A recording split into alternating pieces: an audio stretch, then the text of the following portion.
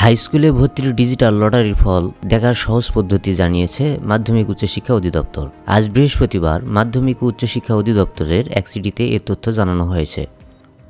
সরকারি বেসরকারি মাধ্যমিক স্কুলে প্রথম থেকে নবম শ্রেণীতে শিক্ষার্থী ভর্তির ডিজিটাল লটারি 17 ডিসেম্বর রাজধানীর আন্তর্জাতিক মাতৃভাষা ইনস্টিটিউটে অনুষ্ঠিত হবে।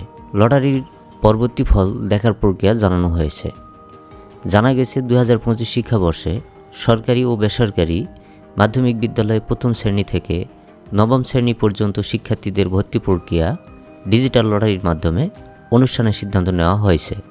এই সিদ্ধান্তের আলোকে সরকারি ও বেসরকারি বিশেষ করে মহানগরী ও জেলা সদর উপজেলার পর্যায় পর্যন্ত মাধ্যমিক বিদ্যালয়ের কেন্দ্রীয় ডিজিটাল লটারির অন্তর্ভুক্ত ডিজিটাল লটারি অনুষ্ঠান 17 ডিসেম্বর মঙ্গলবার সকাল 10টায় আন্তর্জাতিক মাতৃভাষা ইনস্টিটিউট অনুষ্ঠিত হবে। ডিজিটাল লটারি প্রক্রিয়া সম্পূর্ণ হওয়ার পর প্রতিষ্ঠান প্রধান, অভিভাবক, শিক্ষার্থী নির্ধারিত ওয়েবসাইট gsa.teletalk.com.bd লিঙ্ক থেকে তাদের নির্ধারিত আইডি ও পাসওয়ার্ড দিয়ে ফলাফল ডাউনলোড করতে পারবেন।